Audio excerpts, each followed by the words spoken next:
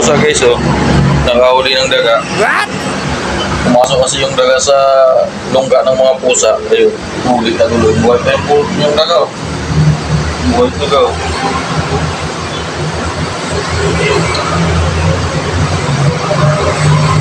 Pumasok kasi sa lungga ng mga pusa.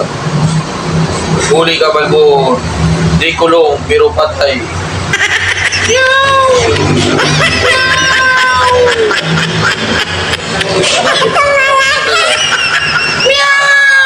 Meron kang 5D certificate mo yan yung gano'n. Maganda to kasi. Saka huli, pumasok eh. Doon galing siya eh. Doon galing sa labas eh. Maganda to yung mga aso. Yung mga aso, yung pusa. Tinitingnan lang. Magaling tong pusa na to. Oo. Magaling lang. Labas mo na yan. Hindi ba yan? Pag hindi nyo nilabas. Labas mo.